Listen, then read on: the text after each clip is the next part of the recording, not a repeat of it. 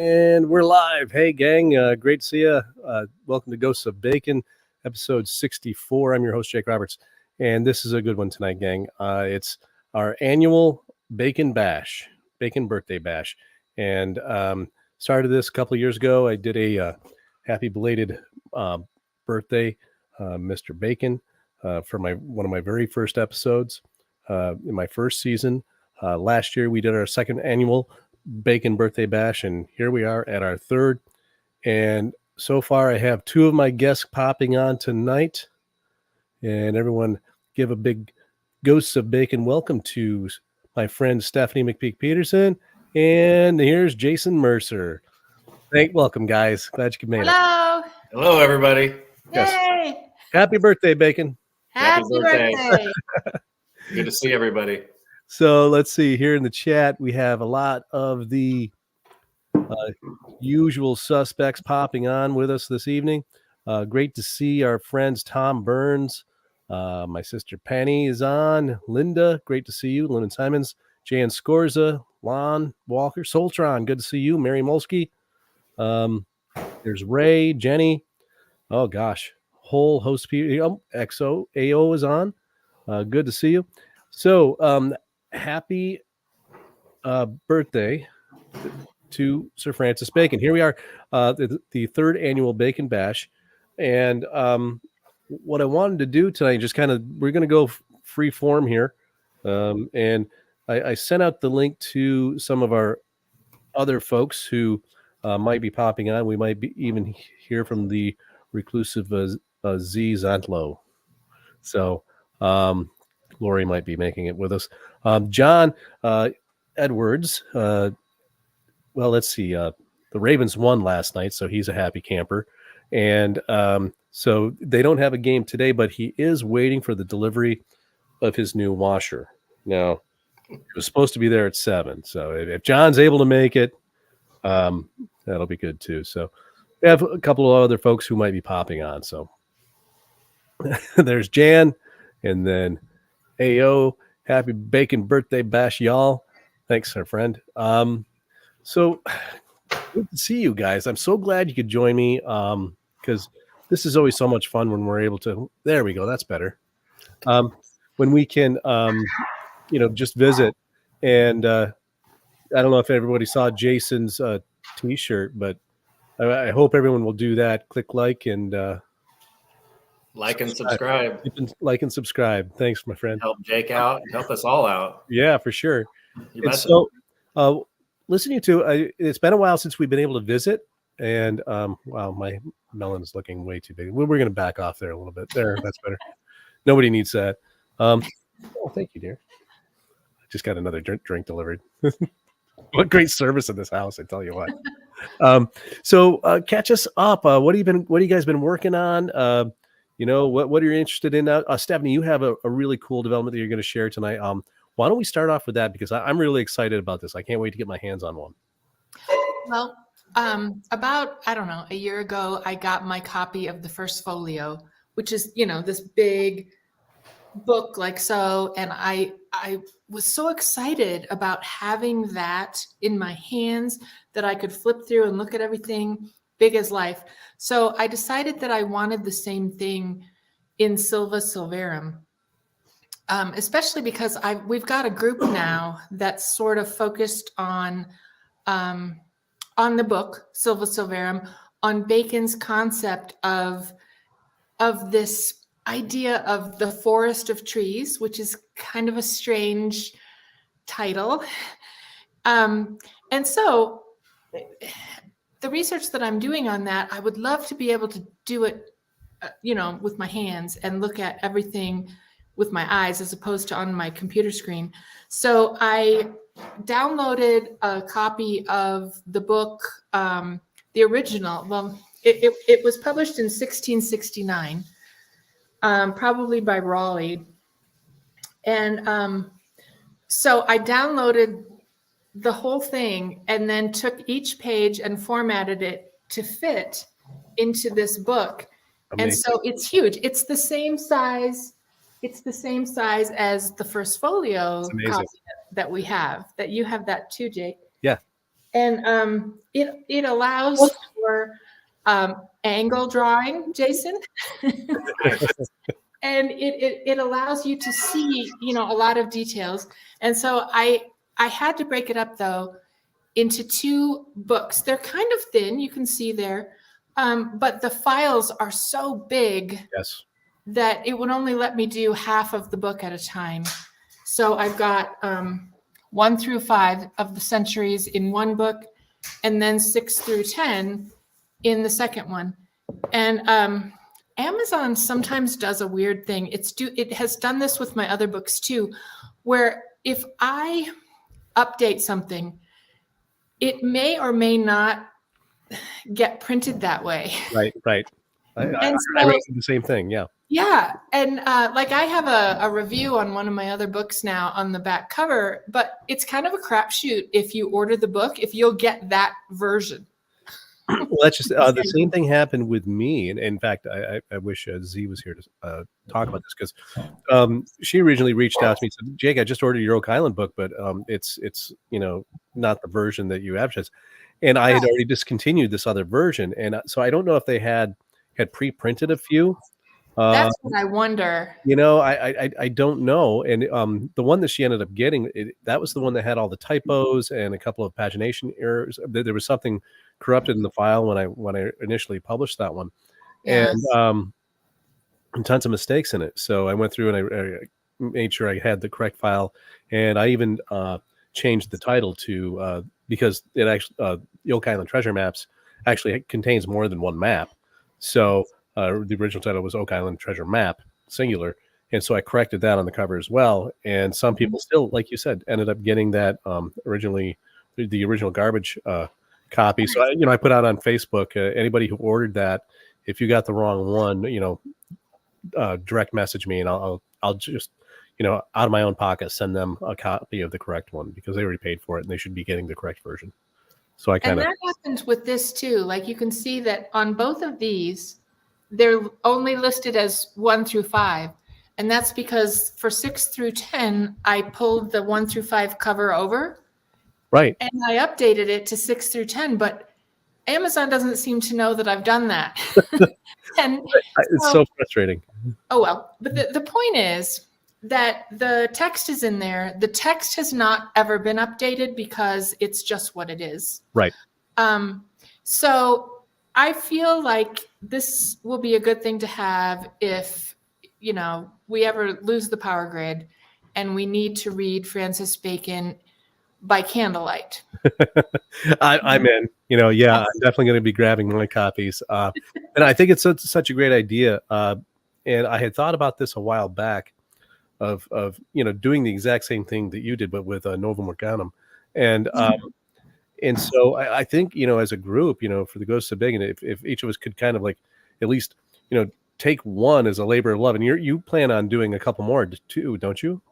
Well, I do, but if you want to tackle Novum Organum, I will buy your book rather than go through and format it myself. Well, it's one of those things where you're going to spend, on the back burner for me while I'm finishing, my research. I'm like, I got to get this information out there, but it's something that I've always wanted to do, because anyone involved in this kind of research, a lot of times you'll go online, you'll go to Amazon and looking for a facsimile copy of some of these old, classic texts. And what you get from these companies, since this is, fair use material, because it's no longer covered under copyright law, anyone can publish it. But what people do is they just, put out, just a reprint of it that isn't even the original font. It doesn't have the original mistakes, all of those kinds of things. So yeah, I love what you're doing, and I've always thought it was a great idea, and I'm glad someone's finally done it. So yeah, thanks. It's those mistakes that I wanted. Yes, absolutely. I don't want those edited out, because we all know what they probably have in them, right? And so, I love that you're doing it. You're doing a great service. I can't wait to get my hands on my copies of it. So everybody, head on over to Amazon to make sure you get a copy of these really, really important works. Hey, our friend Ryan Plaster is in the house. January 22nd was truly a blessed day, the day Bacon came into this world. That is so true, my friend. Great to have you with us this evening. Um, and Mary agrees. Computer screens just don't do those books justice. No, they don't. And what Jason and I have been doing too. Via the computer screen. I mean, it's great to make sure that we're getting these digital, very fine, accurate lines and recording the angles and these kinds of things, getting these precise measurements done. But at the same time, nothing beats having that physical copy in your hand. And Stephanie, I agree. If the power goes out, heaven forbid, or if there's an EMF or a big coronal mass ejection, which one just barely missed us a couple of years ago. A lot of people don't even know that. It would have shut down the grid for probably at least a year. People would have freaked out without their phones, that's for sure. But I don't know. When I'm teaching at school, a lot of times I'll see my kids just addicted to their phones. I'm thinking, what I wouldn't give for a good coronal mass ejection. Free their minds. Okay, now we have to learn how to read it all over again, gang. Right? That's Would that be really a terrible thing? So, Jason, catch us up. What have you been doing? You've been passing us, some notes under the table here every once in a while, and it's always really intriguing stuff. Yeah, I like keeping you and John William in the loop on some things, and yeah, we got a group where we can do that and just kind of bounce ideas off of each other. I still go back and revisit things, look for things that I missed, and pertaining to Bacon's birthday. One thing that I came back and looked at just a couple of months ago was the Bacon funerary etching. Mm-hmm. And I went back and looked at it because I had some success looking at other pieces where there was a rectangle inside of a rectangle.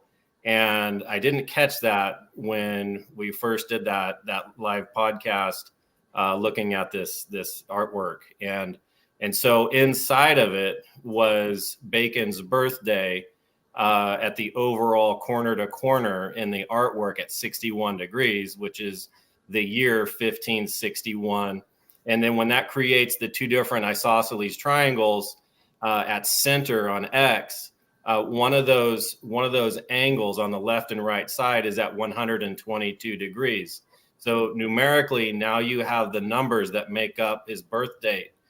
So that was really good. I got goosebumps when I found that. And then I went back and I said, maybe there's something else here. And why is there a smaller rectangle inside the overall rectangle? That was at 49 degrees. That is the date of his death, the date that he disappears. Right. So when I saw the 49 paired up with the 122, this is no longer just a coincidence. These are real numbers hiding dates or names inside the geometry. And then so that left one other smaller rectangle down at the bottom. And wouldn't you know that from corner to corner, the smaller one at the base was at 33 degrees, which 33 equals the letters BACON in simple cipher. So, it says multiple things, but it was kind of that moment where it's like, yes, this is Bacon validating his own work, and I found it. And so that was really cool. I see a lot of 22s because even when you use the number 22, that is still representing the 22nd day of the year. So 22 is still January the 22nd. So I'm looking at a lot of artwork. These are portraits, they're paintings. Some of them are by Robert Peake, we've looked at before. And some of the key features like the eye are landing on 22 degrees from certain anchor points when I do my work and when I divide it up into the segments. So it's repeatedly used. And then on the top of the first folio, he wrote the name Mr. William, but instead of using a W, he put two V's together to make it look like a W. But there's a gap in between the V's. Correct. That represents two things. Mr. VV, which in Roman numerals is 55. So he is 55 in short cipher. Mm-hmm. So when you total the letters Mr. William with 2 V's, it's 122. And so right at the top of the first folio is this date. In addition to that, Jayson, coming out in my next book is something that I'm calling Bacon's Code Book. You two are familiar with my current work on this, I think. But one of the things that people have leveled as a possible criticism to this work, and it's justified, is the issue of saturation of numbers, where if all of a sudden you have enough numbers, well, there's always a signpost, right? Yeah. Well, here's the thing. Sir Francis Walsingham, the spy master of Queen Elizabeth I, he had a code book of over 500 numbers that had very specific meanings. And so when you're able to actually string all of these numbers together in a coherent manner, the messages appear. Yeah. And what I've discovered through my latest research, is that Bacon was doing the exact same thing with these cipher systems. The cipher systems produce the values of the code book. And one of the meanings of 22 is the name Stuart in short cipher. In my next book, I demonstrate how incredibly important and powerful Elizabethan short cipher was. We really focus on simple cipher, reverse cipher, and case cipher, but at the end of the day, short cipher does the exact same thing as these others, particularly when it produces a confirmation in a fourth cipher system, sending the same exact message. And so what I did was I've been compiling a database of these numbers that keep appearing and repeat. 22 representing the name Stuart in short cipher. And Stephanie, I remember you and I talked about this, about you had that really wonderful work you did with the twice 11 brethren that you incorporated in one of your videos. And we talked about that. And twice 11 brethren would be the Stuart brothers. 2 times 11 is, of course, is 22. And I think that's just one of the meanings of that curious phrase that you illustrated for us. Another number, Jayson, is 122. Actually, also carries a meaning of a name that is the way it would be written in English. Francis Bacon's real grandmother, Catherine Medici, is 122 in simple cipher. So all of these things. Oh, looks like we might have someone here in the waiting room. Oh, I see a hand. That's Zee. Okay, she's showing up as the elusive Zee Zantlo, and as you can see, her shades are drawn. Very, very elusive. Her shades are drawn. Welcome to the show, Zee Zantlo. Thank you. I don't know if you've been able to listen, but Stephanie, Jayson, and I have been kind of talking about some of the latest things we've been working on, and Jayson was just talking about how he went back and revisited some of the material that we looked at originally. And gang, a lot of my second book, I did the exact same thing. I went back and I revisited the keys of the transposition ciphers of the plaque, and the messages were nothing less than amazing that started to come out of there. Because now the first book, it's kind of like I tell the story of the discovery of how I was learning the process of how to do what it is that I now do. And Bacon was teaching you, right? Zee, that's exactly it. It really was his new instrument. He was talking about a new way of learning, and what he has done is he's encoded his inductive reasoning into all of these cipher systems and these transposition ciphers, and he actually teaches you how to decode it as you go. And that's what he did for me.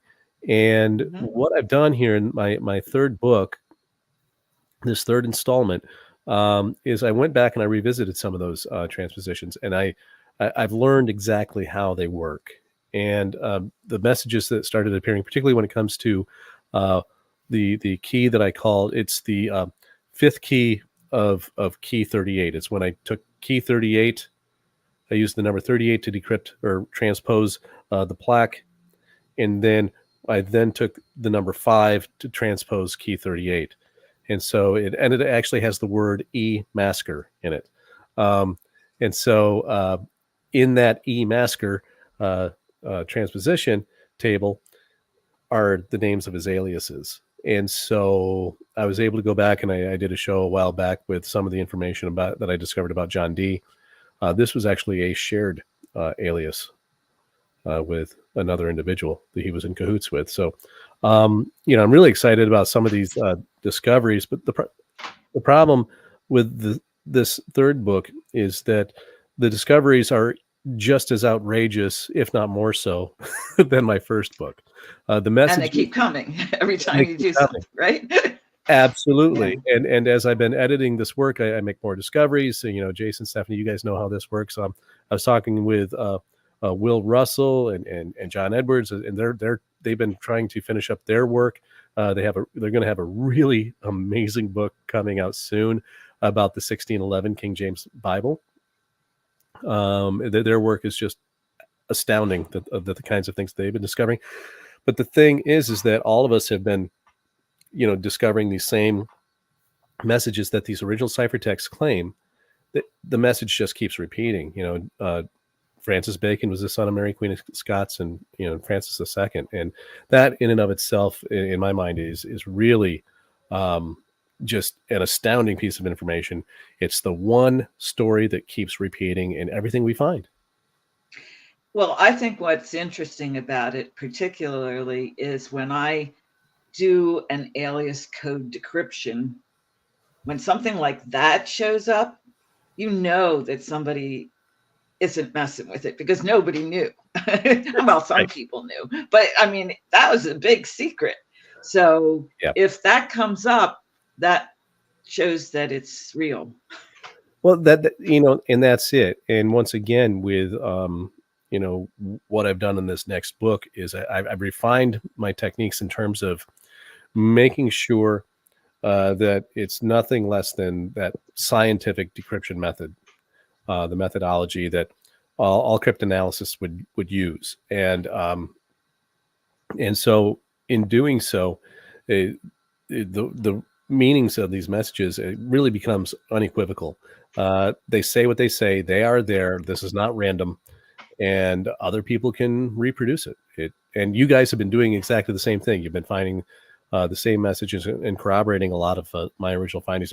And what's cool is what I really like is how everyone is coming at it from a slightly different angle, but the truth remains the same.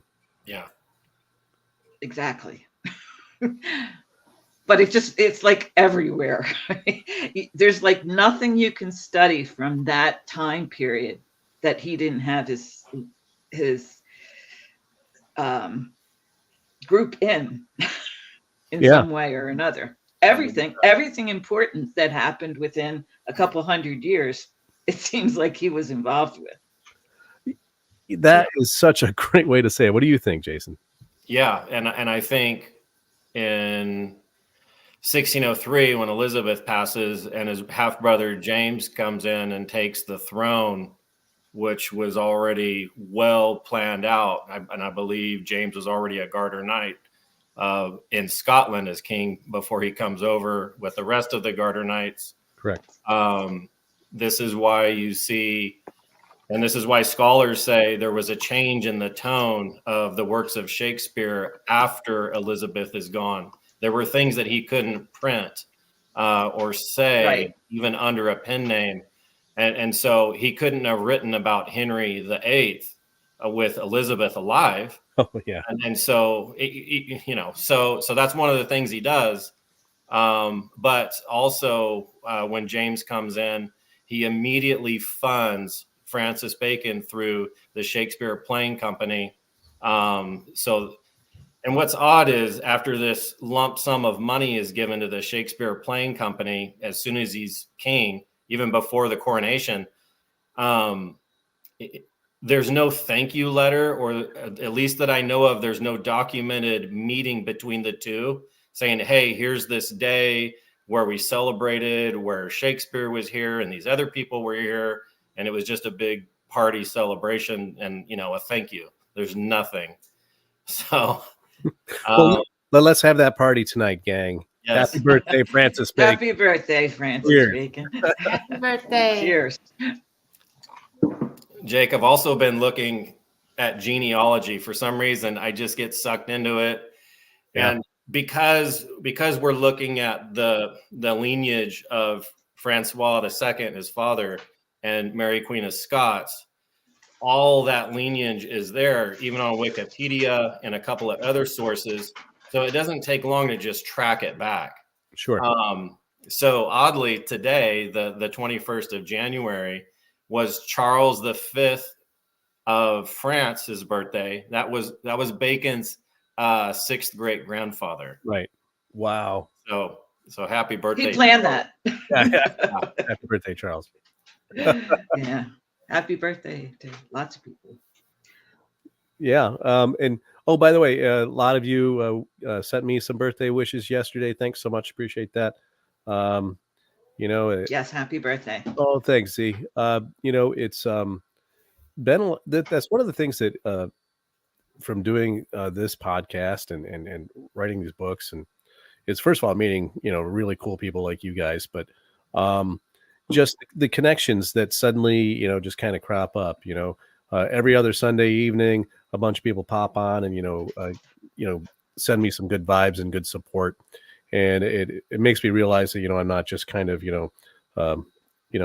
whispering messages out of the window, kind of a thing. That there is a hunger for this kind of information and truth. And, you guys keep it going too. And we believe you. I mean, you can tell this to a lot of people and they're not going to believe you. Well, Zee, that's exactly it. And, what's funny is what it is you guys are the ones who actually took the time to listen and look at it. Most people say, okay, and I'm the first one to admit that the things that come out of my mouth sound absolutely insane. I get it. I know they're crazy. Wait, Francis Bacon was Samuel Champlain? No, that's not possible. Well, unfortunately, yeah, it's not only possible. I've demonstrated that it's true over and over again. But when people hear that outrageous kind of claim, I don't blame them for just pushing the ignore button. Instead of like and follow, they're just like ignore. Right, and like the people from the other Bacon sites who believe that Elizabeth was his mother because someplace along the line they had heard that he was the son of a queen. Well, that got pretty mixed up through history someplace, and they are stuck on that. They will not budge on that, no matter what you tell them, and it's going to be very difficult. A lot invested into that. Yeah. Didn't that book come out around 1925? It was a high-ranking. Yeah, the first one came in the turn of the century, 1900s, and that was Dr. Owen. I talked about him on the show too. He was the first one to, and the way he put it together. John and I did a show where we believe he was, a disinformation artist. Right. Right. Because the way he went about it discredited this kind of research right up until now, right to this day. When I talk about this stuff, they say, oh, Francis Bacon, Cipher, Shakespeare. Yeah, right. And I get the eye roll. And I laugh. I'm like, yeah, I know. I get it. The well has been poisoned on this for sure. Intentionally. Intentionally. I think. I agree with you. Yeah. And so, when we look at it, and like you said, Zee, the people who have, and Jayson, you said they have a vested interest. They've spent hours and years of their lives working, trying to prove that Bacon wrote Shakespeare and that he was the son of Queen Elizabeth I. Because they continue to follow those incorrect messages that were decrypted, so to speak. So the problem here arises now, as I said, that well has been poisoned, and the people who are really holding on to that mindset, Zee, that you talked about, where they refuse to even veer from it a little bit. They have such a strong cognitive bias now, and as Jayson said, they have such a strong vested interest because they've spent so much time, money, and effort in that line of thinking that they simply refuse to even look at the evidence. And, these are people who claim that they're interested in truth and light. And, right. But, I know we all have our blind spots, and it's natural instinct for them to do that. Absolutely. But every once in a while, you have to open yourself up to, well, what if it was actually different? and that's what I actually occasionally go back to the stuff that I originally researched and see if now that I know something else, I would interpret it a different way. And that's apparently what you're doing in this book, right? That's exactly it. A good. But you have to do that because he did layer after layer after layer of things. Yeah. Go ahead, Jayson. This is why this birth date is so important. January 22nd, 1561. It is what it is, and it's so significant because Francois II dies December 5th, 1560, and 47 days later, Bacon is born, Francois III, the Dauphin of France. So what the birth date does is it has a direct connection to a reason why he was born after his father dies. Now Mary is no longer Queen Regent of France. Mary has problems and she has to get back. And then a huge indicator to follow is after his death, Mary waits 8 months to return. And it only takes, like, back then it took 3 or 4 days to sell over. Right. So you find me an argument that's really plausible on why she's waiting, other than the fact she is spending precious time with her son that she knows she's going to have to give up. And she has to allow for her body to remend itself and lose the pregnancy look, lose the after birth look. And in addition, returns and make sure that the baby is healthy enough to make the voyage. Yes. Yeah, because he was poisoned. When you survive poisoning, it doesn't happen overnight that you're suddenly well enough to take a long sea voyage. Yeah. But I actually don't see it in those terms. I see it more that she was more selfish than that, I'm afraid. I think that she actually was just scared for herself when she saw that he was poisoned and that, Catherine de' Medici was out there trying to do her best to get rid of her. That's why she appealed to Elizabeth. And Elizabeth had every right to do, in some ways, what she did, because it was her throne that was going to be at risk if either of them came into her country. Exactly. So, yeah. It's almost remarkable that she allowed it. And, I think that, Zee, that's exactly right. And a lot of people asked me, they said, well, why didn't Elizabeth just eliminate the child as a threat?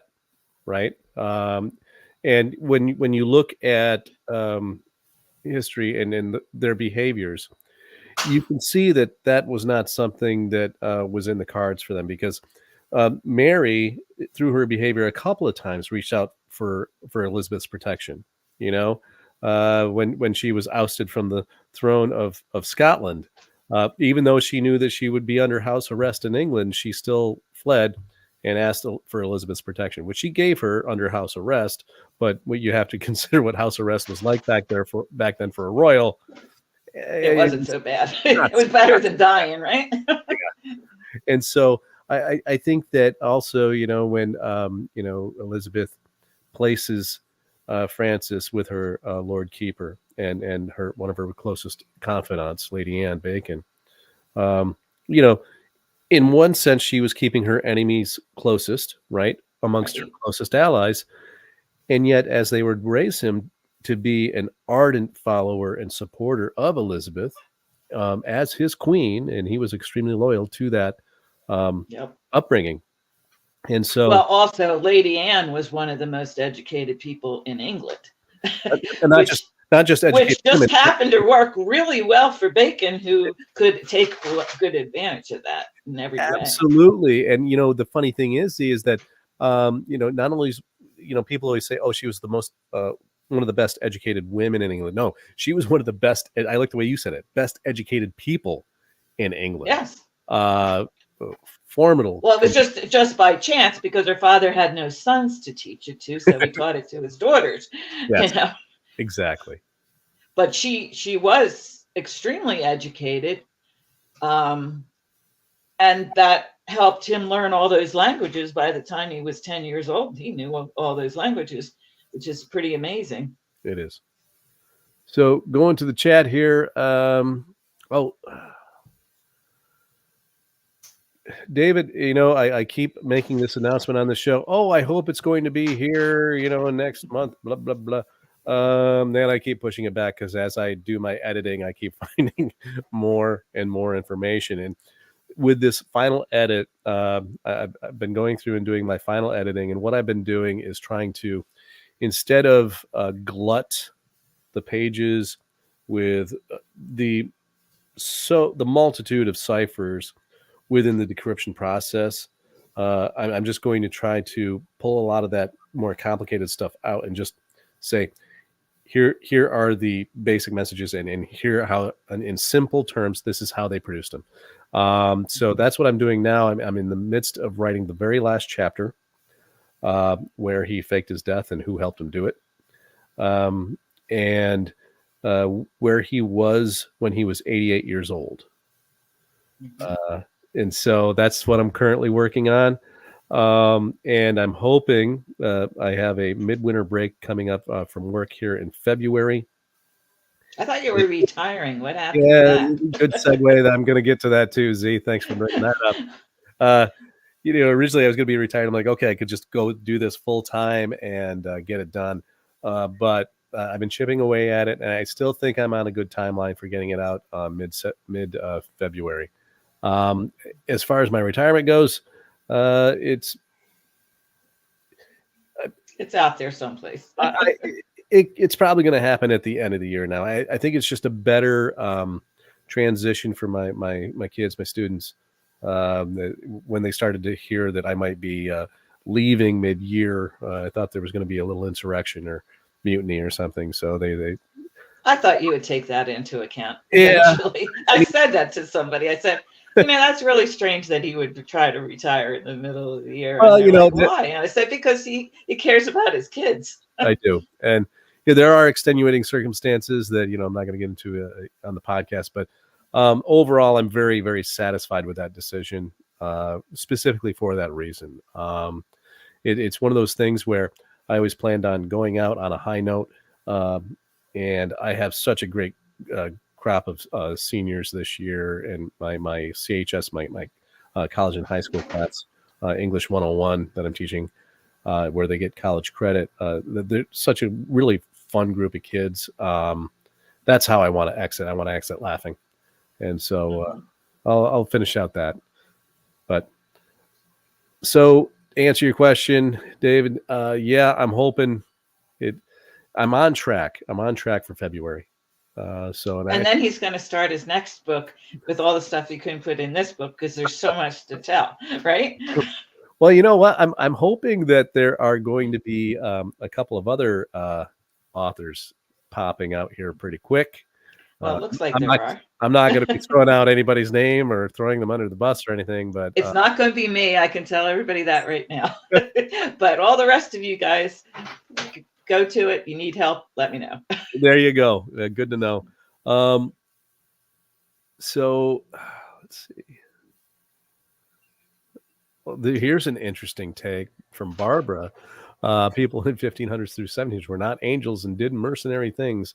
That was life, and nothing is that doubtful. It really was pretty cutthroat, without a doubt. Still is, I'm afraid. It still is in many ways.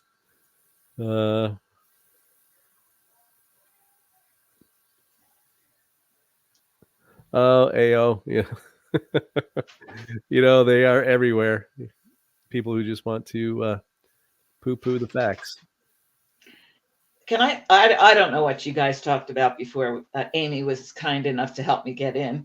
Amy, Thanks, Amy. Amy was like trying to look it up while I was doing things.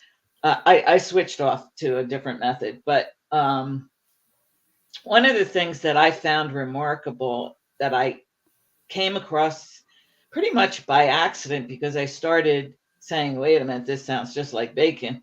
And then I would do an alias code, and then I would look at other things and find other things that matched up. And he really wanted to educate people.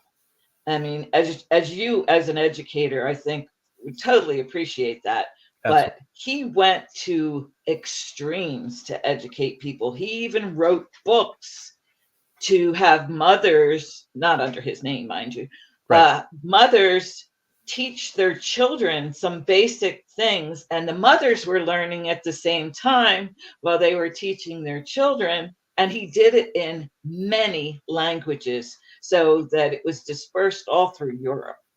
And that's an incredible thing. It is, and I know the ones that you're talking about, and you're spot on. Yeah, that was his big thing. You know, the whole concept of Novum Organum, which was the new organ or the new method of teaching and learning. That was one of his biggest pushes, without a doubt. Because he knew that knowledge was power. Exactly. And he wanted to empower everyone. Ray is asking, so what was Francis II's last name? Technically, Bacon isn't by blood break. You are correct. So Francis II, his last name was Valois Angoulême. That was the house name. I believe that Francis would have gone by Angoulême. And so when it comes to Bacon not being Bacon by blood, you're 100% spot on. And there other research, and I believe Peter Dawkins at one point wrote about how the name Bacon would have been pronounced almost like beacon and spelled as beacon, which is a light, right? Which is rather appropriate. It is spelled that way in some places. Mm-hmm. Yes, it's spelled a lot of different ways. but the thing is like here we have this spelling that Francis used repeatedly, specifically because of its cipher values, I think. And Boccone, he did that. I have a lot of the different languages that he did it in, and they all have cipher signatures that match up too. Yeah. Jenny, as usual, with a fantastic question. Did Bacon put into cipher what he thought God's purpose for him was? I believe yes, and I think that Zee just touched upon it there. Which was to free people. He was here to free their minds. He was here to educate, and he saw knowledge as being his domain, all knowledge, and really that was his purpose, was to learn as much as he possibly could and try to free people's minds. So he really believed that through the use of reason and the scientific method that he could study creation. And by studying creation, understand his creator. And I think that's just a really cool idea. Oh, Tom, I wish there was a movie coming out, my friend, because that's where the money's at. Yeah, but look at Peter Amundsen. He's now jumping down these giant slides with skiing instead. And you know what? Good for him. That's got to be a lot of fun. I know. At his age, too. It's pretty incredible. It really is. Jeff, my friend, Jeff Freeman, birthday party. I was told there would be cake. Oh, I'm sorry. We'll send you some. That's right. I have actually I have some in the fridge. And gang, this was amazing. My grandmother used to make this amazing chocolate cake with this thick, hard fudge frosting that she would pour on it, and it would ooze down into the sides of the pan, and then just kind of cover the cake on the sides. So you always try to get a corner piece, right? Because you got more fudge. And it was hard, and it would kind of crumble. We've been looking for someone who could replicate, this recipe for years and years. And Christy finally found someone, and it is perfect. Dad, if you're watching, because it was my dad's mom who made this cake, and my dad watches every Sunday. But Dad, if you're watching, it's exact. I'm going to try to save you a piece, but I have no promises. I'm probably going to eat it. Don't count on it. It was our favorite thing growing up, for sure. Yeah, it's important. If you guys have family recipes, I'm just going to say this because I have to. But if you have a family recipe, get it written down. Find a way to get the person to write it down, even if they do it by rote all the time. It's so important because I know my husband's family, they had some biscuits that their great grandmother used to bring all the time, and nobody had the recipe. And so it was lost. She would bring a whole shopping bag every time she came, and didn't have it. So when I got married and my brother got married to somebody who didn't cook, I went through every recipe I could think of, and I wrote a cookbook for my sister-in-law of all those recipes. It's such a great idea. And you know what? It's still appropriate to this podcast. What we're trying to do is record information so it doesn't get lost. This is exactly what Francis Bacon did. Jan Scores is suggesting a spice cake with maple frosting and bacon bits on top. Bacon bits, yeah. That would be amazing. Pretty much, I'll eat any cake. I like cake. Who doesn't love them some cake? Yeah. I think also one of the interesting things that they did was they really messed around with history. They created history is really what they did. They didn't just like change it. They entirely thought things up that hadn't happened, and they put it in the history books. You know what? Shakespeare's a prime example. Yeah. Everybody believes there was a guy that used over 30,000 words with a basic education and no life experience. Right. There's no way. There's what no I'm way. finding out now is some of these characters are Bacon's family. They're in his genealogy. In the histories, they're in his genealogy. Yep. And there's no way Bacon had access to this. Not only did he spend 3 years with his family in the French court as a teenager, learning his family. I'm sure he spent time at St. Denis learning his family before him, and I think the group that he was with knew his family bloodline in so many knights, so many kings. Absolutely. And you're exactly right, Jason. And Z is exactly right. You just touched upon, an entire chapter of my next book, which is, the Alias chapter gang is, I think, over 65 pages long. And by far the most extensive in the book because, the subtitle is The Ghosts of Bacon. And that's what I allude to, that's what I call these aliases, and the fingerprints he left behind are the actual ghosts of Bacon.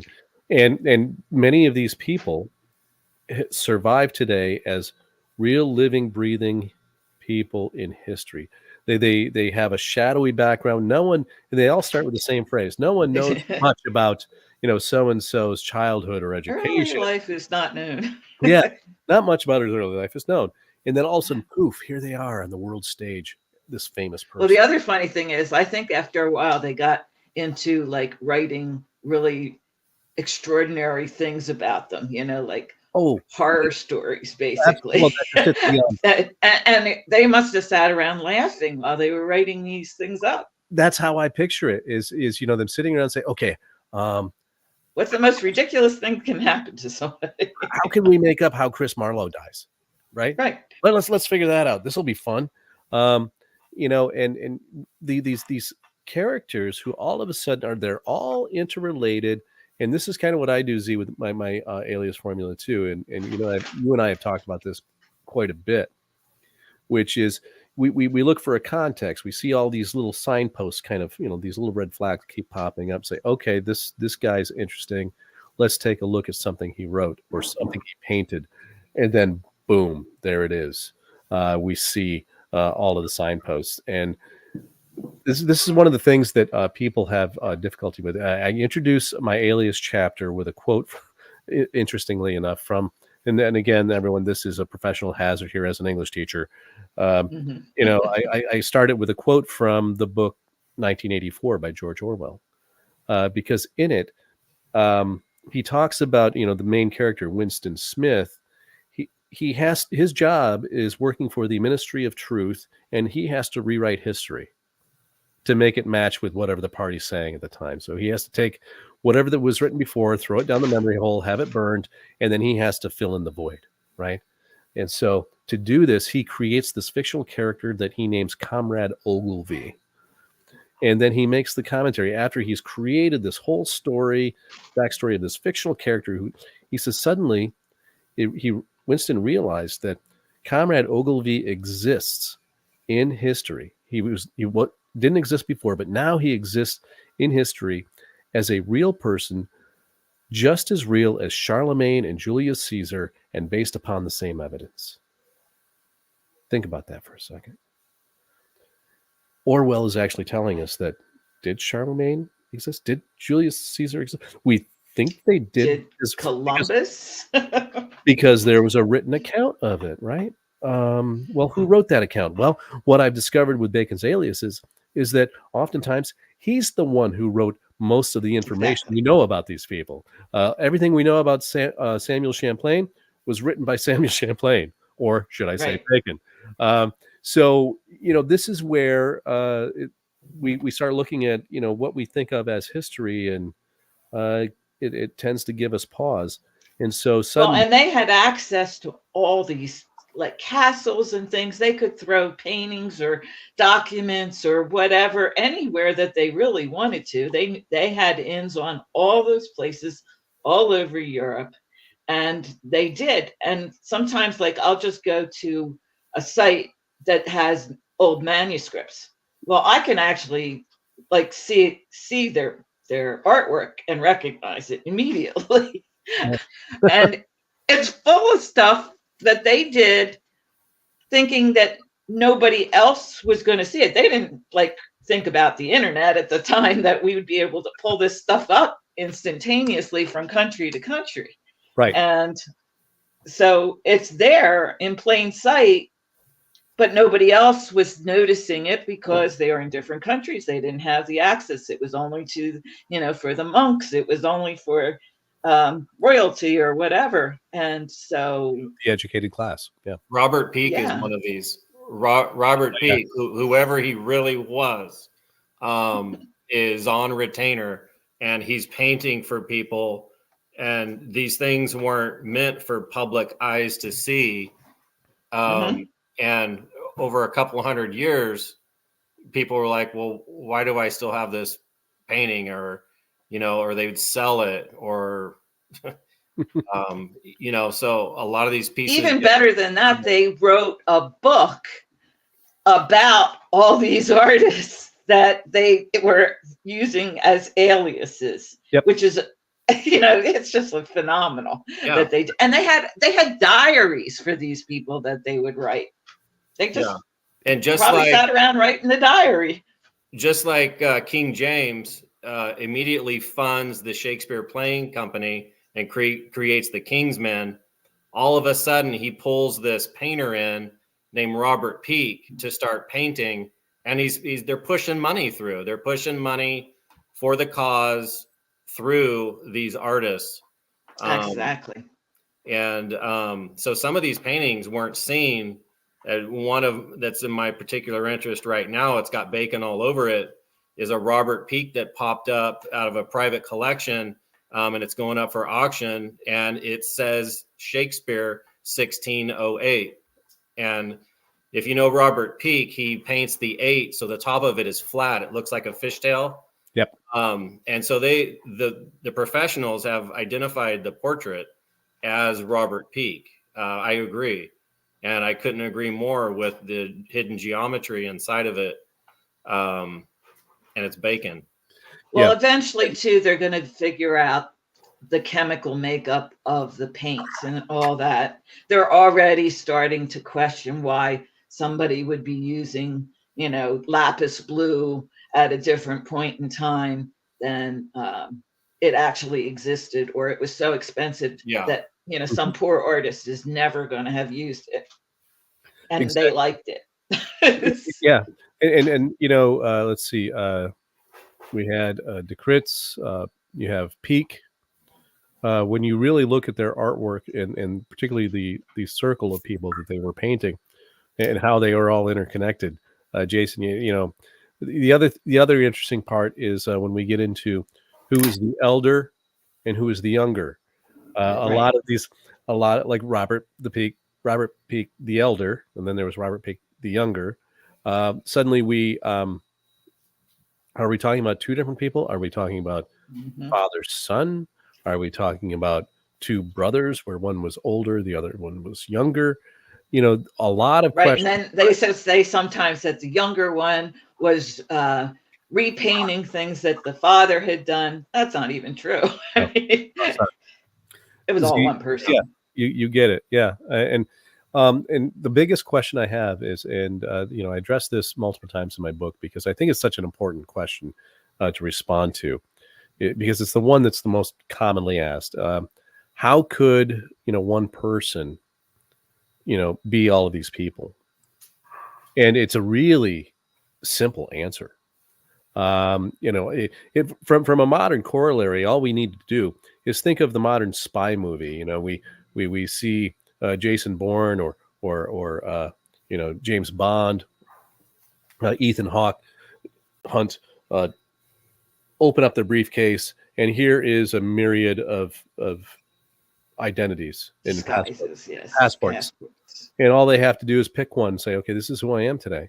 All they have to do is, as they're painting this portrait, is, okay, this is the name or most likely, most of the portraits by Francis Bacon in particular don't have a name on them. It's an unknown Right. painter, unknown artist, and that's how they were early on. Much later in life, they actually took on some names of masters people would recognize, but I'm not going to get But into they that. also now attribute them to various people and not always the right one. It's a guess on their part. They don't really know. Absolutely. And again, it's because they have to. And right. The reason being, of course, that, they recognize elements from multiple different artists with different names showing up in these paintings. And they're like, right. They don't know where to go with that. Especially if they were to realize that they were all aliases of the same guy, everything falls into place. Yeah. I don't know about all the rest of you, but I really enjoy watching YouTube videos that are done by people who believe it's somebody else, because they show evidence every time that they don't understand that actually points to Bacon. Yeah. Yeah. It's like aspects of what they're saying, they're trying to get these V's to be De Vere or whatever, whoever they're trying to do. And oftentimes I end up finding out, well, you know what? They just gave me a whole lot of information towards Bacon. And it's good information. And it's funny you bring up De Vere because, I did a video a while back and I include this information in my next book, but it's a funny anecdote where I, made it a point to, because I was being attacked by all of the De Vere and the Oxfordians, and they were coming at me hard.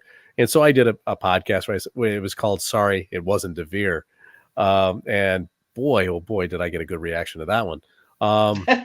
You always, the old World War II bombers always used to say that you when you're over the target because you're catching a lot of flack. Exactly. And it was funny.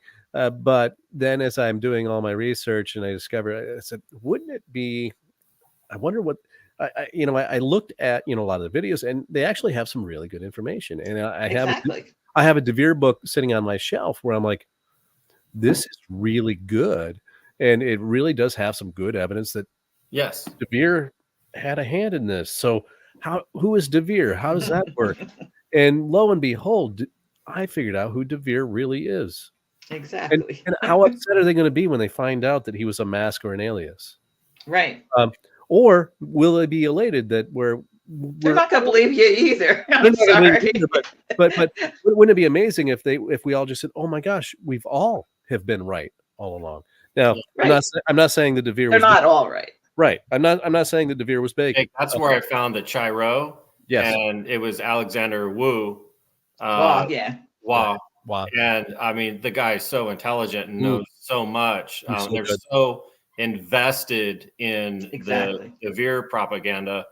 But getting into the Chiro and what the X and the P mean, I've broken it. Yeah. The X is simple. The X is what we're talking about today, the 22. Yes. And X is the 22nd letter of the alphabet. That's Bacon. Right. Okay. And so then in our small group just a few weeks ago, I revealed what the P meant. That was so good. I didn't know this. And it's all I go back and I look at things And I'm like, why? And my mind just starts circling around things, and I just throw things at it, and it works or it doesn't. Well, I was looking at the P, and I counted from P is the 15th letter, and I counted to Z.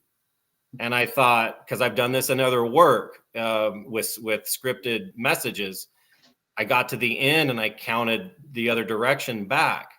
And when I landed on P, it was 33. Exactly. So there it is. P is a 33, and it's bacon 22. Right. So it's just a ha, I'm bacon, look what I can do. He would have been familiar with the symbol, and his mind would have been just creative and saying, hey, I'm going to put one more stamp on this, and just because I know I can do it. Yep. And so he lines up the P down the center of the artwork.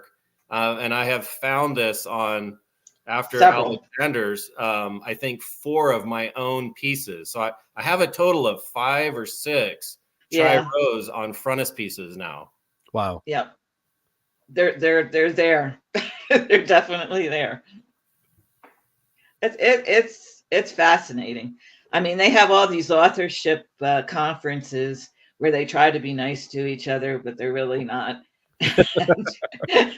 and they press their angles in every way. But everybody comes to it with other information that we can't necessarily find.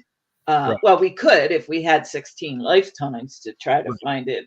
I mean, we all spend a lot of hours doing this, I'm sure. Yeah. And there's just so much. And you just hit the nail on the head, Zee. I mean, when you look at it, only took them 1 lifetime. Well, each of them, and when I say each of them, a few of them in my head. I have 3 people in particular in my head, right? And so, of which Francis Bacon was the leader of this very small group. When you look at everything they produced, to figure it out after the fact takes so much more time. Okay, so it doubles back to what I was talking about, where they have all of these identities, and today I'm sailing I got to sail back to Montreal, but while I'm here, I'm going to take some readings. Okay, here's the course. I've charted the course. I'm going to go to my cabin and paint. Yeah, I'm going to check. I'm going to go to my cabin. I'm going to write some plays. There's so much for my castle. For my castle, yeah. And so suddenly, you realize these were not guys walking, getting up, at 5:30 in the morning, going to work and punching a time clock, and spending and toiling away their days doing a job to sustain their life. These were men of leisure. Okay, right. They had all the time in the world to do what we're talking about. But they really invested that time. They did. This. So they spent a lot of time doing it. Absolutely. Yeah. And when you consider, like, if we ourselves were to free ourselves up from, well, the constraints of having to earn a living, the constraints of constantly being distracted by screens or whatever, shopping, washing your clothes, all those things. Whatever noises around us, when you're a nobleman and you have servants taking care of that stuff for you, what are you left to do? Well, I know what I would do if I had all that free time. I would be, and it's what I am doing now. I'd be investing my time and continuing to investigate this because, yes, yeah, like you were saying earlier, Jayson. You were talking about how it takes over. Bacon has this amazing identity, and he has to hide it, but he still wants to be somebody. You're getting into childhood psychology, right? Why you were being so smart and precise at everything, and you're doing the best at what you can do, and that's learn different languages, learn all this stuff. And so these Garter Knights are really placing Bacon in a home where he can get an education, and then as he's older, sending him to places and then giving him titles. So they're making sure that he gets through these steps where he becomes Attorney General to his half brother, King James. That's huge. Yeah. Absolutely. It is huge. Not an but he's also being like, a court painter where he goes in pretending to be somebody else, It's like talking to a hairdresser. Right. They would talk to him. Yeah. Why Shakespeare? Well, and if you look at Westminster Abbey, there's a poet's corner. There's a section where earlier poets of his time were in Westminster. At the inception of creating this alias, it's plausible that he was thinking the only way I'm ever going to be in a tomb with these royals, my family. There's plenty of family in Westminster Abbey with Bacon. So what I'm looking at is there's still an erected monument in Westminster Abbey, you know, in the same building as his mother. They moved her there. Right. And with Henry VII, his second great grandfather, Mary's great grandfather. So he may have been trying to figure out how I'm going to, in the future, be with them. But of course, we know what happens is Shakespeare. He's not buried there, really. Not buried there. But an odd thing is Shakespeare's buried on the third day. So day one, he dies. Day two, he would have been probably with his family at his residence. And so day three, whether it's in the morning or in the evening, he's put in the tomb. Now, how plausible is that? That cannot be plausible at all during this time. There's no way you could bury somebody on day three. So we don't know what time he died, and we don't know what time he buried. So it can be less than 72 hours. That is not plausible, but that's what they tell you, and that's what they want you to believe. And that's it's something I had never even thought of, Jason. That's such a great point. Well, it's been on the back of my mind, and I've been chasing that, and I've been working on that. Well, it's such a multi-million-dollar thing. I mean, that's one of the biggest. Stratford-upon-Avon is one of the biggest tourist sites in England. Yeah, I mean, I've been there. You know, you go into Anne Hathaway's house, and even after Shakespeare died, he, you know, people would come and want to see what was going on. And so the town started making up stuff like, yeah, he ate out of this tree, so everybody wanted to eat something from that tree. And now to try to back out of that, you'd kill an entire economy. Yeah. But the biggest takeaway from his death is it matches his birth, because there is no original baptism certificate. There isn't one. That was later. A re-recording that Queen Elizabeth ordered all the originals to be put on multiple recordings on one page, and the single page records were then destroyed. So this could have been a time to slip in a name. Maybe it wasn't, but in any event, 3 days before his baptism is St. George's Day. And then when you get to his death, it's St. George's Day, April 23rd, the patron saint of the Garter Knights. Sir Francis Bacon's, King James, William Cecil, Walsingham, their patron saint is St. George. And it's so involved with England and everything they have, but it's not a coincidence that he's vanished on St. George's Day, which was celebrated like Christmas back then. It was a huge holiday. Yep. And it's not a coincidence that Bacon disappears on Easter Sunday. Correct. No. And additionally, that one thing that I've always found fascinating is how Sir Francis Drake, one of the three individuals I was referencing earlier, flew the flag of St. George as his battle flag. All right, when he was privateering, and earned him the name of Draco, the dragon, amongst the Spanish. So all of these things are so interconnected, especially when you actually calculate all the values of St. George in all of the cipher systems, and then who. We did that after one of your shows. That's right, we did. And I had done it during my first book, and I said, well, I don't really know what to do with this. I'm just going to set this aside with many of the other things that I'd found, because I didn't have any corroborating evidence yet. But when you calculate those values, suddenly you recognize whose flag it really is in terms of who was king. And Oh yeah. Why Drake was flying. Drake knew. He knew who his navigator really was.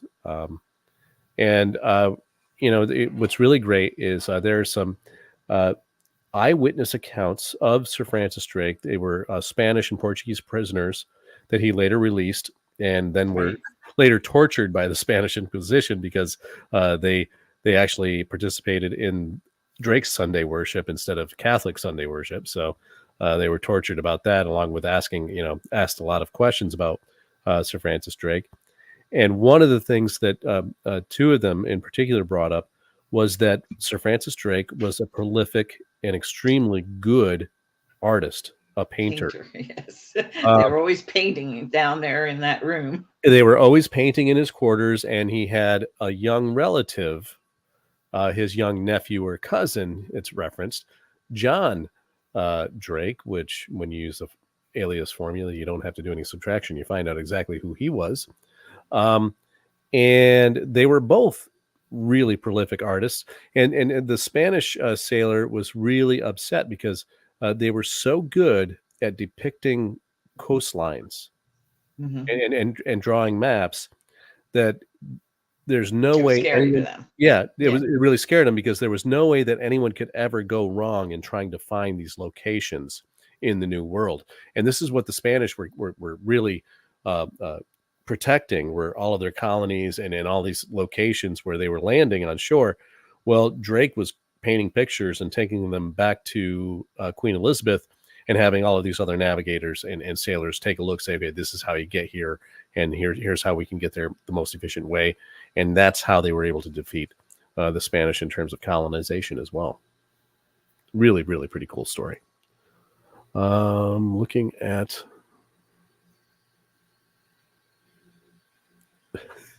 Yeah, we did a show about this. Maybe Bacon is immortal, and he had to have all the aliases to keep from being found out. We did a show about that one time, Jenny. That's one of the things that people like to believe, that John Edwards wasn't able to make it tonight. Must be his washer didn't show up. I don't know. But he believed, his theory is that, Sir Francis Bacon truly was an ascended master. I have recently come to agree with him. Ryan Plaster certainly thinks so. Absolutely. I've been following Ryan, and I have been talking, on and off throughout his entire excavation. And, he is on the hunt. He is on the track of something. He's really good at finding things. He really I helped him with something a couple of weeks ago where he had something on, and one of the Bacon was very big on choosing like the fifth definition of something to mean something.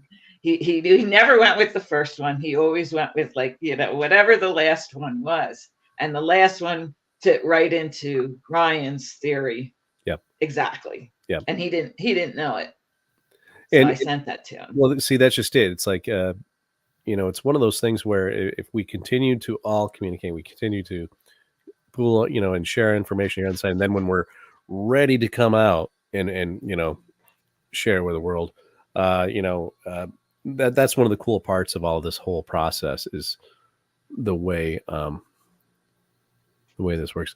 Lon is saying, truly believe Bacon was one of those that are one in a millennium. I firmly believe, as Ryan has identified, delivered the Ark of the Covenant to America, and has encoded it all underneath with scriptures. You know what, Lon? I have no evidence to against that. I do have very strong evidence that Bacon and his group were making replicas of the Ark of the Covenant. I'll put it that way. I have evidence that they understood the very basics of how a battery works. Didn't Stephanie find that happening in the laundries and the locks in that area? Yeah, Steph, what you got? Did you say something about that in one of yours? That was in Denmark, though. It didn't involve Bacon directly. But I thought he had some contact with the King of Denmark at well, that he did. time. And the other thing we have to understand is that this group was one of their areas of operation. They had a couple of different centers of operation. One of them was Denmark. Okay, Right. they were operating out of Denmark on a regular basis. They were operating out of Hesse Castle, Germany, as well. Yeah. And these were two of the key locations that you have to pay attention to. You need to look into the historical figure of Tycho Brahe, the astronomer and architect of the banquet house of Charles I. Really pretty interesting stuff. Yep.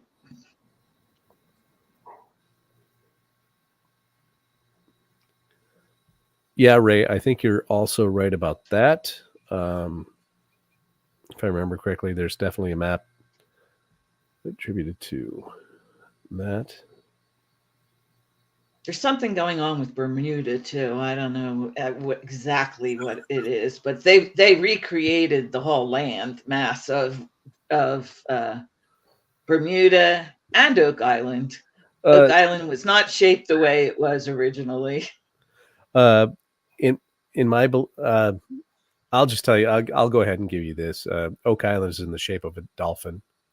Yeah, as it's depicted on all of the frontispieces of Sir Francis Bacon and maps of Sir and Francis, that fountain and in front of the as well as Walter Raleigh. Yeah. Tom Burns, the logistical support he would have needed to carry this, a testament to his genius and also his network. Tom, yeah, you're absolutely right. You have to remember that these guys spent all of what we know about Sir Francis Bacon, about his real life. Most of it is about his later adult life as a public figure. Up until that point, he was one of the Queen's operatives. He was a spy. We know how he went to the continent in France, as a young man, and then he all of a sudden he sets up a scrivener's shop with his brother Anthony at Gray's Inn, and they're writing plays, communications, working on ciphers. This is all documented history. And then what does he do? We have an instance of these claims that he was constantly trying to get a post with Queen Elizabeth in her court. He's constantly trying to get a government job. That wasn't happening in her lifetime. No. And my research shows that he had a completely different agenda when it comes to that, because they have no clear documentary evidence that where he was saying, "Please, Queen Elizabeth, give me a job."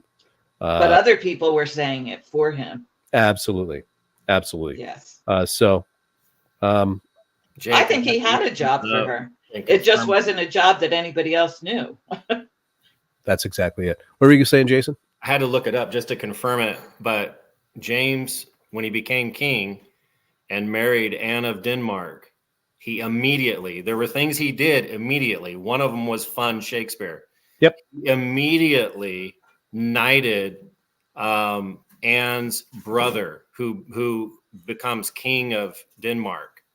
So at the time, he's a Garter Knight. So what I've been chasing down and following is this relationship of who's in.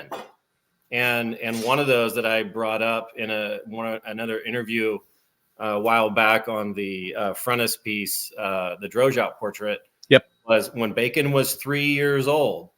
Sir Henry Carey was sent to France to knight Charles IX, Bacon's uncle, the next oldest brother in line behind Francois II. Yep. He took Bacon's seat as king first, and Carey went there and knighted him and brought him into the Order of the Garter Knights. And after he does that, years later, it just so happens that Carey then becomes Lord Chamberlain and the patron of the Shakespeare Playing Company. And a marvelous combination. Yeah, you can't make it up. And the other thing too, gang, is that we have to remember that these publications, plays in particular, a lot of the novels at the time that were actually starting to be profligate Europe, in particular Don Quixote in Spain, by Cervantes, and by Cervantes, I mean Walter Raleigh. He hated the Spanish. It's all propaganda. This is all about propaganda. And I think they spent a lot of time in Spain, in and out. Oh, They were in and out. in and out. A lot. Italy, the Vatican, you name it. They were planting documents in the Vatican archives. And they were everywhere. They had ships at their disposal, I believe. One of the things when you're talking about Tycho Brahe is the island. If you look at where the island he was given to build his house and observatory and whatnot, it is so close to the sea, so that they could have just like run off from there at any point in time and gotten someplace else in days. Yep. And that's you hit the nail on the head there. I want to give a shout out to my friend David, and his. Don't forget about his Oak Island information about the date palm fiber. It's not coconut fiber; it's date palm fiber. And thank you for that, David. Did he get a confirmation on that? I believe he did. David, put in the chat. He believes that. He's been waiting for some other confirmations, but yeah, he believes that it's that. I'm pretty sure he has one form of confirmation. He was waiting for a second, if I remember correctly.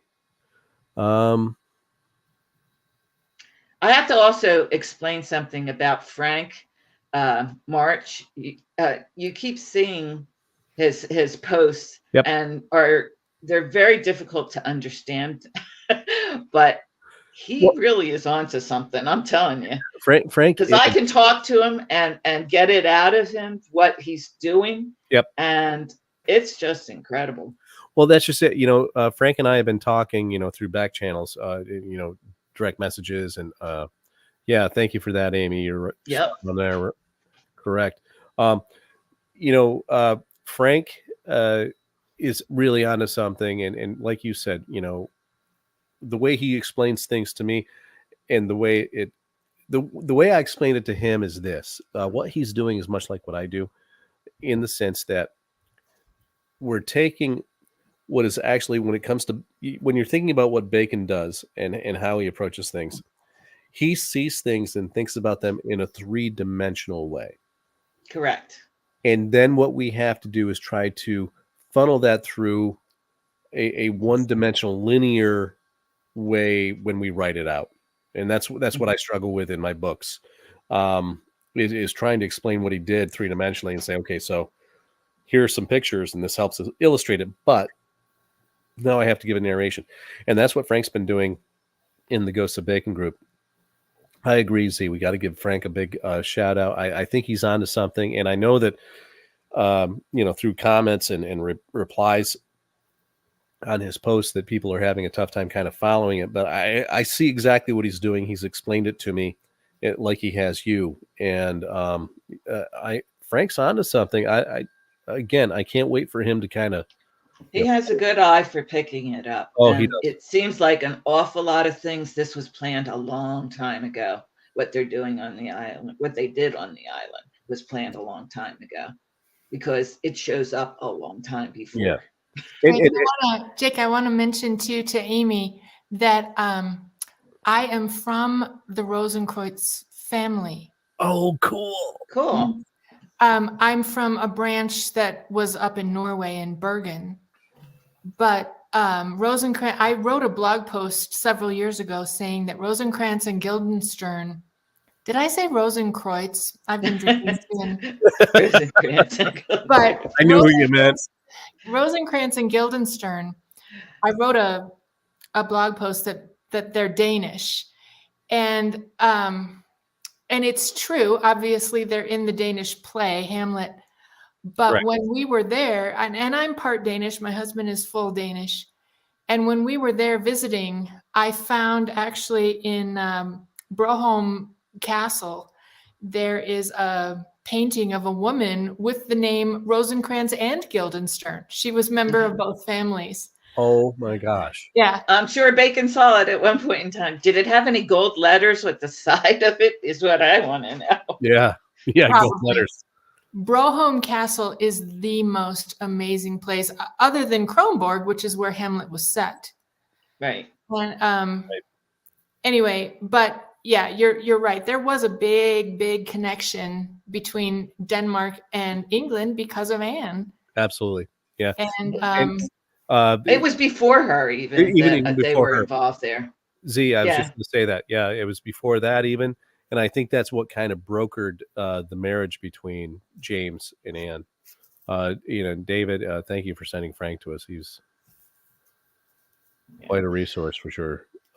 I suspect that James had some responsibilities as the King of Scotland initially, and probably because of all the Templars that were there all the time and for years and years. I think he had responsibilities there when that is concerned. But he was also a very religious person on the other hand, and he felt that somebody had cursed him when he went to get Anne, and they almost died in a storm or whatever. And so, from that standpoint, people were much more he thought the witches superstitious. had created those Yes. storms. Yeah. And then Right. he wrote demonology. Yeah, which he had Bacon write for him, I think. And then so Bacon turned around and wrote another book that was totally opposite. Opposite. Yeah. Yes. Under an alias. Which is funny. It was really He funny. did what he was asked to do for James because he was his brother, and Yeah. he was trying to suck up to the new king. Yeah, but I think that James wrote it, but I think that he had Bacon, put it together and edit. He goes through it. Yeah. But I also think that the book you're referencing, Under the Alias, this is something that they did, and it was planned out. Where'd Jake go? I don't know, but we're all here. Sounded like the door slammed on him. No, that was mine. Oh, that was your door? Okay. Well, anyway, I gotta add. I can tell you the story about the book, but so what have you been doing, Stephanie? We haven't heard from you since I got on. I went first. So okay. Yeah, sorry, gang. I something just blipped out. I'm back. You're back. Well, what the point I was making was that there was this idea of thesis and antithesis, and by putting them together and having this tension, you get synthesis. Okay, it's the Hegelian dialectic, and it's the modern version of it. But the duality and I believe that Bacon was working with a more esoteric version of that. That goes back throughout history. Where you. But I think they also, with the medical side of things, they were trying to still have people who could do real medicine, and the people who were getting burned alive were oftentimes the women who had the ability to pick the right medicines from nature to help people, and so they didn't want to have those people excluded as being witches. Right, and what the point I was getting at was that when you look at their publications, you can look at Bacon's aliases, and you can see him publishing one treatise on one side in terms of science, and then all of a sudden, an opposing viewpoint, right? Mm-hmm. And you see him playing both sides of it, hoping that people will come to the conclusion of what he really thought, which was in the middle. When it comes to that whole instance of what happened with Denmark and James believing they were, being that witches were, Cursed. Witches were at work. One of the people he blamed was actually Sir Walter Raleigh, and a lot of people don't realize that. He was like, because Raleigh was demonized as a heretic, as an atheist, all these different kinds of things, all of the same things that Christopher Marlowe was accused of, interestingly enough, and a couple of other. Surprising people didn't pick that up before. I know, but the thing is, it's like it was so well hidden, even though it's right there in your face when you know what to look for. It's one of those things where once you kind of delve beneath that surface level, you start to catch on to what they were really doing. And I think based on some of the stuff that's going to be coming out here soon, is they were looking to not predict the future, but create it. Mm-hmm. The best way to predict what's going to happen in the future is to make things happen the way you want it to happen. The way you want it to happen, yes. And so, this is what this group was into. This is what they were doing. There are groups that have caught on and little offshoots that have sprung up throughout the ages, throughout the centuries, who are doing the exact same thing. Some of them have intentions that are in concert with one another. Some of them are in opposition with one another. And the thing is, they all have the same origins. And I find this to be, pretty fascinating and pretty interesting. I'm not going to be, naming names tonight on Bacon's birthday, but I do want to point out that Jason, you're killing me just watching your face. One of the things I am going to say is that it's also someone else's birthday tomorrow. Mm-hmm. I want to raise a glass to Sir Walter Raleigh, who was also born on January 22nd. What a miracle. You're here. Cheers, Sir Walter. Here. Walter Raleigh. The key to the Rosy Cross, right? The key to the Rosy Cross. And for those of you just joining us or just watching this online as a recording on YouTube or Facebook, Zee just referenced one of the discoveries I made in my first book, Bacon's biliteral cipher of the plaque on Shakespeare's funerary monument states that explain RC keys is Walter Raleigh. Now, Walter Raleigh is the key to understanding the keys of the Rosy Cross. And as you probably saw here in the opening segment of the video, that is the title of my next book, The Keys of the Rosy Cross and the Ghosts of Bacon. So he is one of the keys of the Rosy Cross, and he plays a very prominent role in my next book. Almost as prominent as Sir Francis Bacon. You will understand exactly why he plays such an important role when I start to kind of roll out this information. I was kind of picking Stephanie and Jason's brain, Z, earlier tonight of whether or not I should actually do a big reveal tonight about Sir Walter Raleigh, but I think I'm going to wait. It's really hard for me to talk sometimes, Jake, because I know too much, and I'm not sure what's going in your book this time. So I don't want to say anything and ruin your great reveals. I appreciate that very much. More I've known about your John D thing for what, a year and a half since I first started. Yeah, a year and a half. I told you about that message came out, and I said, I'm still looking for corroboration. As soon as I have corroboration, I'm going to include it in my next book. And that's all in there, gang. The John D alias. One of the things that people have to understand about this idea of aliases is that these guys were actually doing, in terms of intelligence work, and they actually do this today, intelligence agencies. I hope I know my voice is being picked up by the NSA right now, but I'm just going to go ahead and say it. They're gonna come get you. That was for, go Tell me everything you know about Francis Bacon. Yeah. But what it really is, gang, is this idea that it's almost like LARPing, this live action role playing, only they're doing it in real life, and they are playing the role of a character, this alias. They're really being that person in that place, in that moment, as they're painting a portrait and say, oh, really? Tell me more. And next thing you know, you have this nobleman, you have this person who's in the royal court of say Spain, just spilling their guts about what's going on in the Spanish court.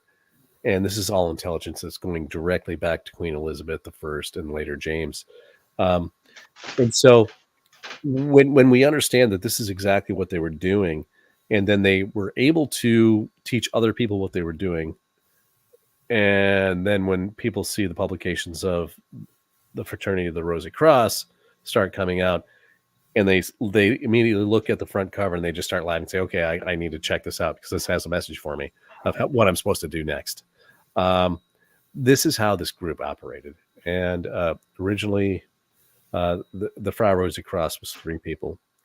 It was Sir Francis Bacon, obviously, Sir Walter Raleigh, and also, I believe, Sir Francis Drake was the inspiration for it. So I'm going to throw that out there tonight. That's the one. And what about Anthony? Anthony Bacon? Yes. I'm going to save Anthony for another night. Okay. Okay.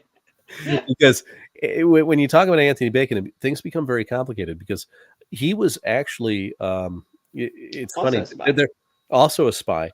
And you have letters to Anthony Bacon from Lady Anne Bacon that where she was like, the Queen, Elizabeth I, the Queen is very upset with you. You have not presented yourself to court. I know that you're there on the continent, but you need to come home and you need to stop in and say hi. She misses you, and she, kind of a thing. There was this sort of weird kind of a relationship. And then after, I think it was 12 years of being in Europe as an operative, he finally comes back, and Francis Bacon introduces Anthony Bacon to Robert Devereux, 2nd Earl of Essex, the son of Queen Elizabeth I, the secret son of Queen Elizabeth, and makes him his Secretary of State and says, we need to keep an eye on this guy. Okay, help me rein him in. Control him. You need to control this guy because Elizabeth is pissed, and he's in control. If you have Elizabeth's genes in you, you are bound to be a little bit difficult to control. She was too. Yeah, absolutely. She had a good heart at times, but she was known to kind of fly off the handle then put people in the tower and then say, okay, I'll let you out. Yeah, for sure. She let a lot of people out. That is so surprising. Yeah. She put a lot away, but her history was not that you would be there forever usually. For sure. What were you saying, Jason? Well, her dad, Henry VIII. Right. I think that's a lot of what the Garter Knights are trying to correct, where the loss of life, the loss of their friends, the loss of their advance and wealth, and people lost titles, they lost lands, they did. Yeah. They did. Henry went on. It was decimating. Yeah. Even to the Knights Templars to that point. Yep. So I think a lot of it was, even the 1611 Bible was, hey, these people did things. We're going to make everything better. And I think that falls into Raleigh and his lost colony, because I don't think they wanted to give that to Elizabeth yet. They said, wait a minute, look what we can do. Let's pull back. These people disappeared, and we're going to wait, and we're going to make this massive move west. And I think they waited for James to bring that success as part of everything that they were going to do. It's definitely part of the big picture. And I think they were following some biblical references as far as bloodlines moving west. And I think that was just part of the plan. I don't think Elizabeth wanted that. Bacon himself brought the law into this as well. It maybe in a way that his buddies couldn't. But this whole idea of people losing titles really feeds right into the whole Shakespeare mythos, because everyone on Shakespeare's stage is a persona. And a persona is a legal thing. It is a legal fiction. Mm-hmm. And he and Koch were arguing right around this time about the validity of incorporation, and can you own property as a corporation, which goes right back to Henry VIII. And it was kind of a reaction to what had been going on there. And this was, I think, Bacon's solution to what had gone on before was to create these legal personas and these legal titles.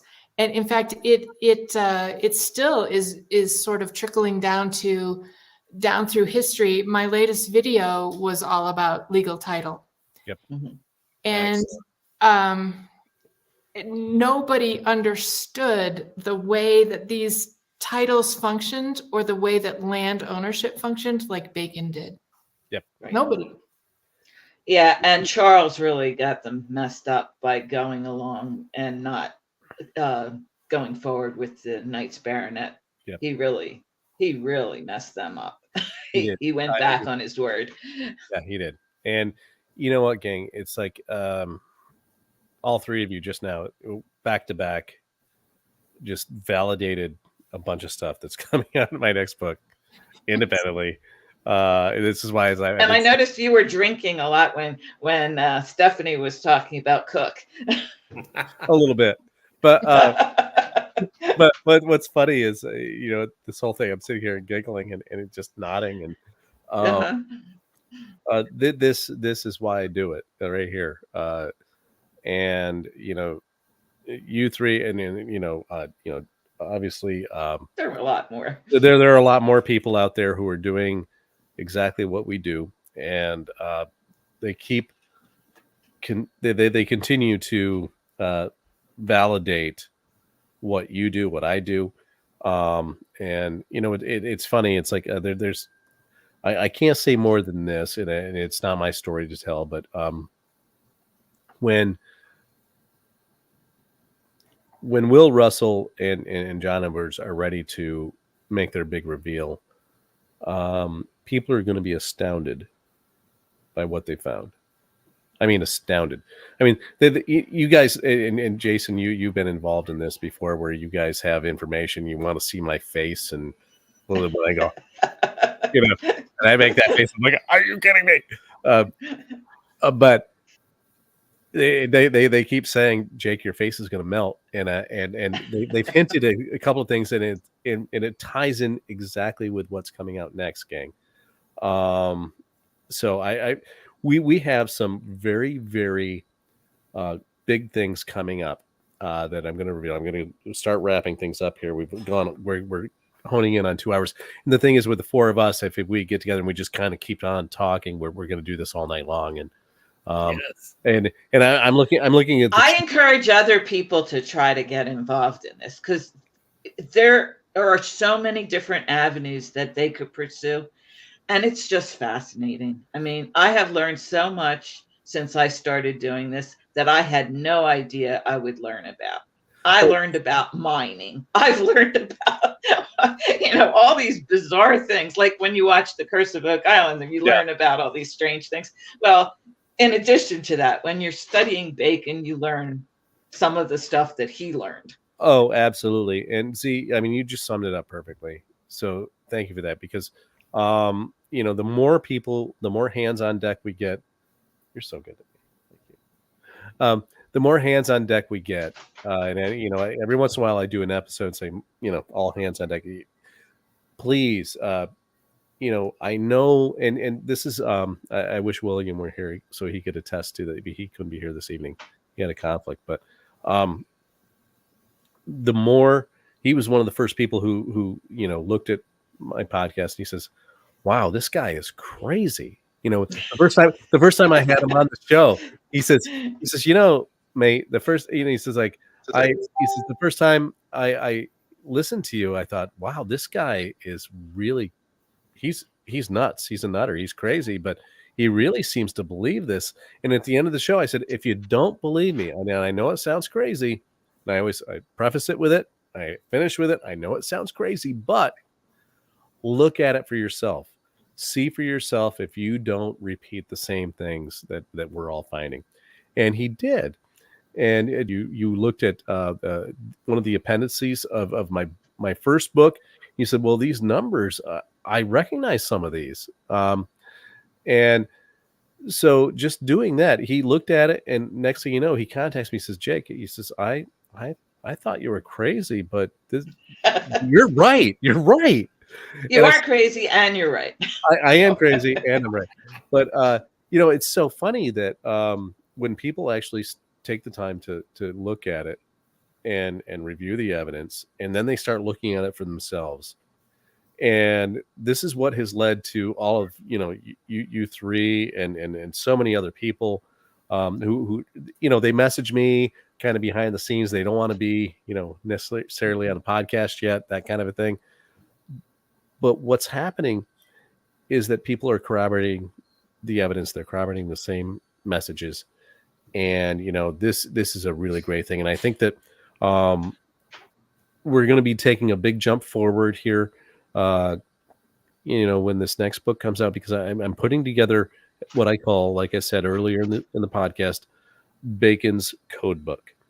And when you look at these values, these numbers in context of the actual word messages that we're reading, if you find it in text, when you actually insert the number in place of a word and then read it, you have more messages coming through. We only have confirmation. I'm really excited about revealing to the world my work with Shakespeare's sonnets in particular. What I've been doing with visual ciphers in terms of pictures, pictorial ciphers, the headpieces that we find on top of Shakespeare's works, on top of Bacon's publications. When you understand how pictorial ciphers work and you start looking at what's really there in these really strange sort of images, suddenly it all makes sense. And I'm really excited about sharing all of that with you very soon.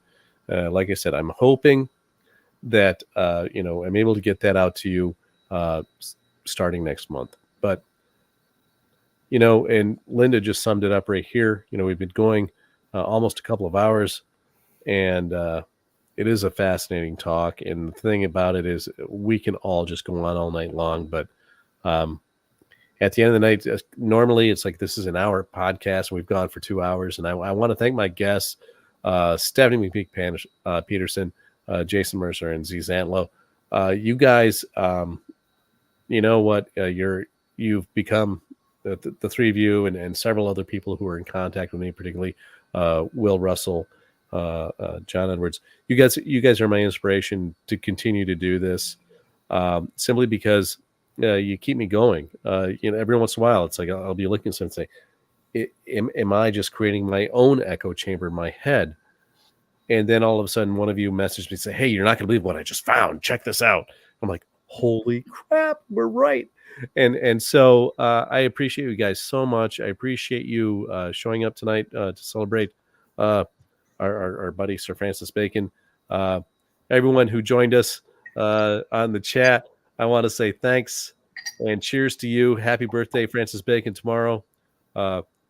And I want to thank you all, and I want to say have a great week. We'll get together and do this a couple of weeks from now. And I'm going to ask Stephanie and Jayson and Zee to kind of sit back for a second and sit in the green room. And if you have anything to add at this point, Stephanie, I want you to go ahead and for people who joined us late, make sure that they understand your new book, what's going on, and then we'll all pull out and we'll kind of decompress here after the show. Okay.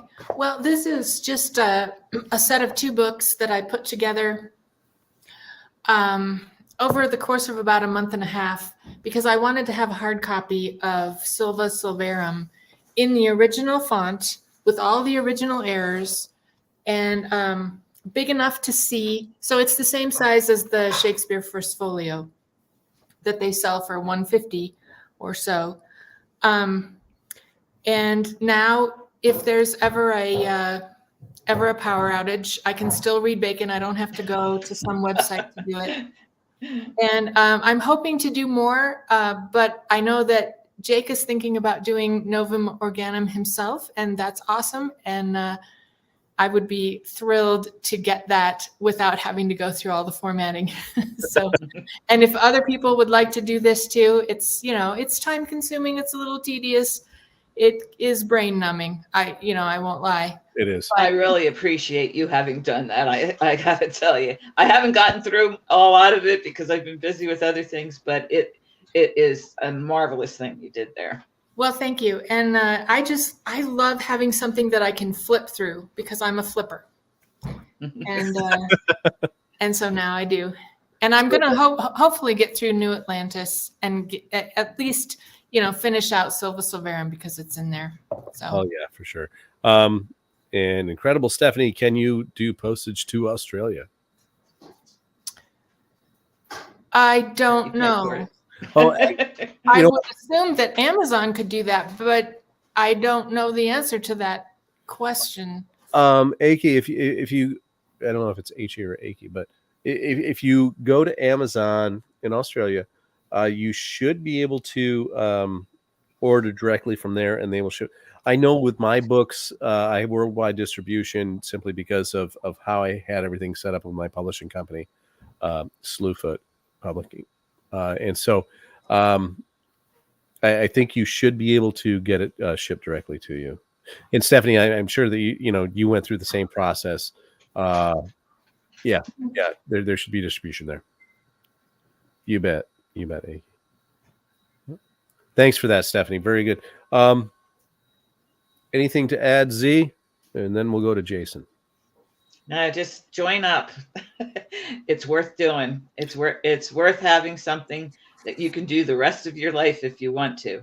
And it's just you have a lot of great times when you find things. It's easy to find things. It's not hard once you know what you're looking for. It's everywhere. Yeah.